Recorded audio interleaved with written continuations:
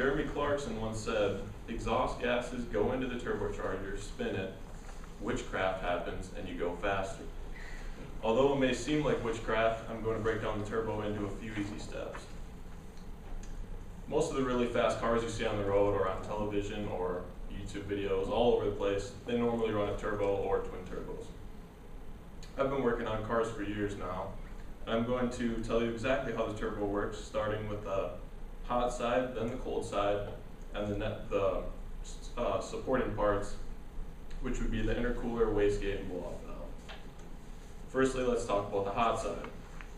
The point of the hot side is to basically take the compressed air from your motor and spin this turbine wheel.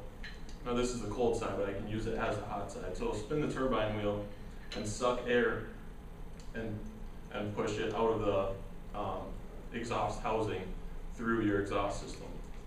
Now it might seem pointless, but it does serve a purpose.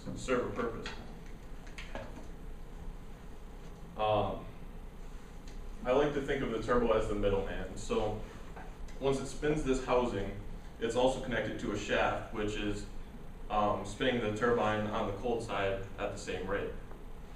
But I'll get to that in a second. So it spins the exhaust housing and exits the downpipe. The turbo wouldn't work if it wasn't for the hot side. So now that you know about the hot side and that the air used in the hot side isn't wasted, we can move over to the cold side. Now the point of the cold side is to create the reason turbos exist, and that's called boost. The turbine is spun at the same rate as the hot side, as I just mentioned. So the way this works is that if you push the accelerator all the way down, that's going to cause a bigger load in your motor, which will spin this wheel faster. On the cold side, air is sucked into the compressor wheel from the intake, no longer at atmospheric pressure. So you're taking this air and you're forcing it into this small confined area, and when that air is compressed, that's what we call boost. So the air goes in, exits out the compressor housing to the intercooler, back to the motor, and just repeats the process. So now that we know exactly what the turbo does, let's talk about the supporting parts. The turbo would be effectively useless and could actually harm your motor if you didn't have the intercooler. The intercooler, wastegate, and blow-off valve. As I've mentioned the intercooler before, basically what that does is cool the air that already went through the turbo system, so when it goes back into your motor, it's not too hot. The intercooler is basically a lot of coils. It's similar to your radiator, if you guys know what that is. Something I haven't mentioned is the wastegate. So this is pretty much acting as a boost controller. So your turbo creates boost, you need something to regulate that so it doesn't harm your internals. Most cars run no more than 8 to 10 pounds of boost. We call that PSI, or pounds per square inch. For example, my car runs 16 pounds, and there's a lot of cars that are extremely built, and they can run upwards of 45 pounds.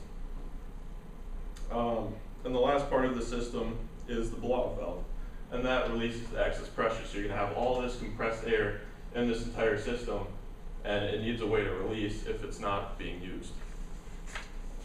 So this is basically how the layout works.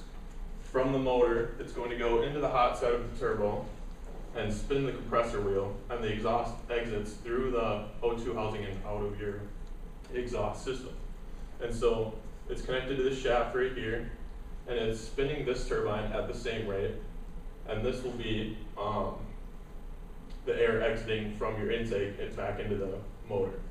And so when this leaves, it goes through the intercooler to cool it down and then back into the motor. And it just keeps doing that cycle over and over again.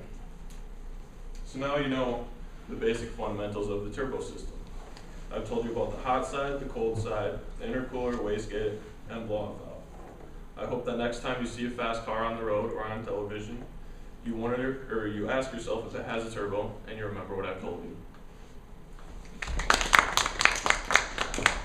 Any questions? It's a lot to take in. So why do they measure in pounds? Like what are they measuring? Basically the air pressure. Like how So- heavy the air is? Yeah, so it's compressed, so Yeah. it's really high pressure air.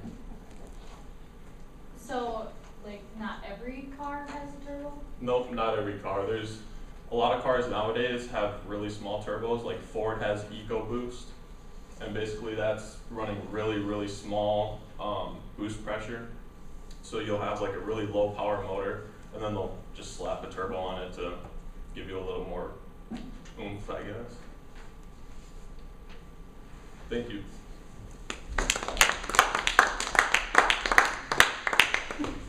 Give me 3 choices in the audience. Everyone must choose one of these choices.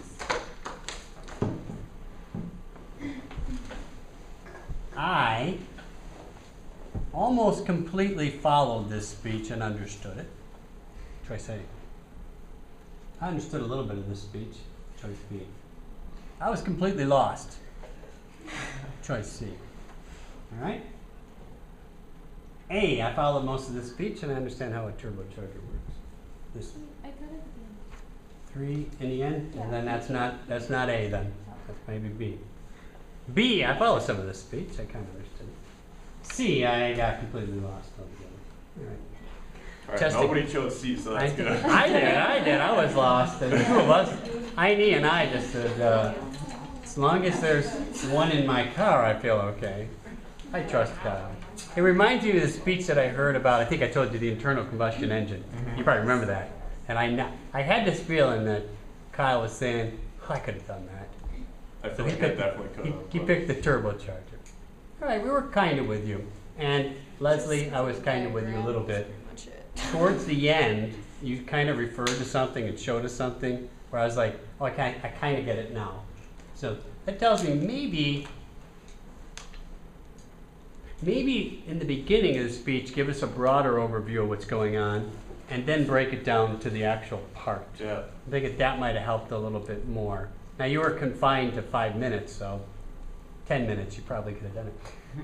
I'm wondering, it's got nothing to do with the speech, a little bit, why 3 of you so far had speeches that were exactly 5 minutes, 5:01, or 5:02. No way. I'm not kidding you. You're talking about cutting it close. Kyle's was 5:01, I believe. I think the speech Yeah. before it was 5 on the nose. I'm like, whoa, you guys are running lean. Eh? You shouldn't have said it's a lot to take in. You should have said that was a lot to intake. That's what you should have said. I like car puns.